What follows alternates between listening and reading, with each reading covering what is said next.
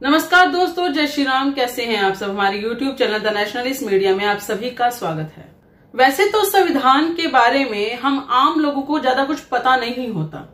हम लोग जो छोटे मोटे अधिकार होते हैं हमारे, या फिर हमारे कर्तव्य होते हैं, उनके बारे में जरूर जानते हैं।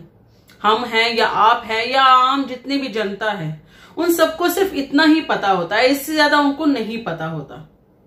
परंतु जो गूढ़ फैसले होते हैं, कुछ ऐसे केसेस होते हैं जो बहुत तरीके से उलझे हुए होते हैं, वो उनके ऊपर फैसला सिर्फ वही लोग कर सकते हैं, वही न्यायाधीश कर सकते हैं जिन्होंने संविधान की किताब को समझा होगा, पढ़ा होगा, या फिर ये कहें कि उनको एक्सपीरियंस होगा हर तरीके के फैसले का। तभी वो अच्छे से फैसले कर सकते हैं।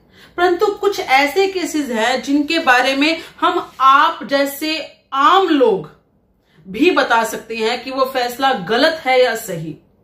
हम कोई नहीं होते कि न्यायाधीशों पर कमेंट करें, हम कोई नहीं होते कि संविधान पर कमेंट करें, परंतु हम आम लोग इतना अवश्य जानते हैं कि यदि कोई भी बुरा रूप, कोई भी दुराचारी या कोई भी ऐसा कृत्य करने वाला इंसान सामने स्पष्ट शब्दों के अंदर वो दिख रहा है कि उसने कृत्य किया है, लेकिन उसके बावजूद कुछ ऐसे नियमों, कुछ ऐसे कानूनों का हवाला दिया जाए और ये कहा जाए कि उसने वो चीज की तो नहीं है या स्पष्ट रूप से नहीं की है, और उसके ऊपर फैसला सुना दिया जाए, तो कहीं ना कहीं हमें दोबारा सोचने की आवश्यकता है कि क्या हमारा संविधान सच में सही है, क्या हमारे न्यायाधीश जो हैं वो सच में एक सफल न्यायाधीश हैं, क्या वो सच में न्याय दे रहे हैं। मैं ये मानती हूं कि न्यायाधीश भी इंसान होते हैं, उनसे भी गलतियां हो जाती हैं, उनके फैसले भी गलत हो सकते हैं, परंतु बहुत सोच समझ कर फैसला देना भी आवश्यक होता है, क्योंकि आपके एक फैसले से किसी की लाइफ बर्बाद हो सकती है, आपके एक फैसले से किसी की लाइफ सफल तरीके से चल भी सकती है। परंतु कुछ आजकल ऐसे न्यायाधीश हैं जो आंखों देखी चीज, जिसमें बहुत सारे सबूत दिखाई देते हैं, जिसमें बहुत सारे ऐसे लोग हैं जो साफ तरीके से देख सकते हैं कि वो एक प्रकार का छल किया जा रहा है, उसके बावजूद कुछ ऐसे फैसले दे देते हैं जिसमें पूरी तरीके से संविधान की, या ये करे कि न्याय का जो एक पूरा की पूरा मंदिर होता है, न्याय का मंदिर होता है, उसकी पूरी तरीके से मजाक उड़ाया जा रहा है, उसकी मौकरी की जा रही है। मैं ऐसा इसलिए नहीं कह रही हूं कि मैं इसके बारे में जरा कुछ समझती हूं, मैं बस इसलिए कह रही हूं कि कुछ ऐसे न्याय या कुछ ऐसे फैसले भी न्यायाधीश कुछ करते हैं जिनकी वजह से बहुत सारे बच्चों, बहुत सारे जो नॉर्मल आम जीवन जीने वाले इंसान होते हैं, उनकी लाइफ बर्बाद हो जाती है। एक केस आया है सबके सामने, और वो आया है हाई कोर्ट राजस्थान से। वहां के जो जज हैं उन्होंने एक फैसला दिया है। वो केस असल में था, एक लड़के ने, यानी कि एक अच्छे खासे आदमी ने एक छोटी सी बच्ची, 6 साल की मात्र बच्ची के ऊपर एक तरह का दुष्कर्म का अटेम्प्ट किया था, दुष्कर्म करने की कोशिश की थी।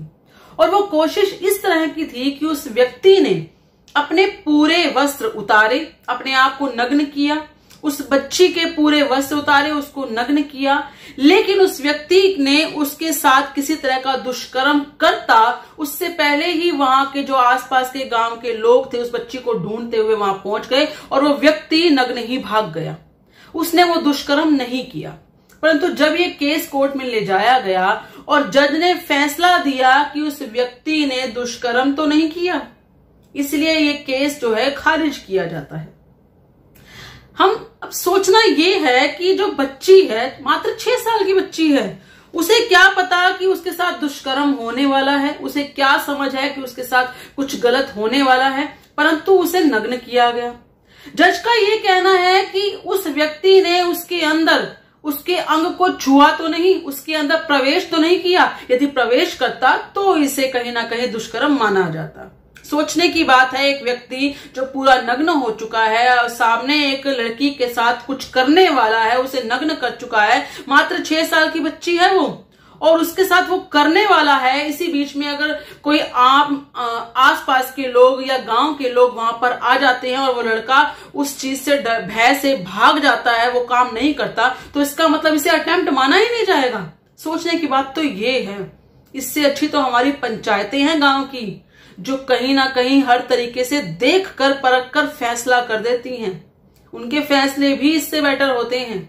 एक जज जो पढ़ा लिखा पूरी तरीके से संविधान को जानता होगा, अच्छे से उसने एक्सपीरियंस भी किया होगा, वो इतनी सी बात नहीं समझ पाया कि अगर उस व्यक्ति ने उस बच्ची को नग्न कर दिया है, उसको अंग से अंग अगर वो उसका नहीं कर पाया, यानी कि वो जो चीज करने की वो कोशिश कर रहा था, वो दुष्कर्म करने की कोशिश कर रहा था, वो नहीं कर पाया, लेकिन पूरा उसने तैयारी कर ली थी, अगर वो नहीं कर पाया तो इसका मतलब वो दुष्कर्म हुआ ही नहीं। ये क्या बात हुई?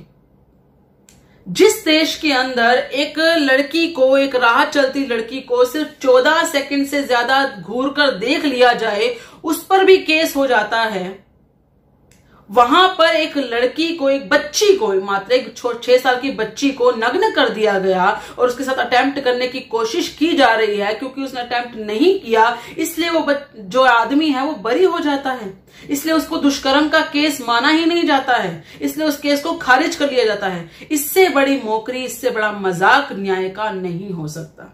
इससे बड़ा मजाक न्यायाधीश के मंदिर का नहीं हो सकता। इससे बड़ा मजाक न्याय के मंदिर का नहीं हो सकता।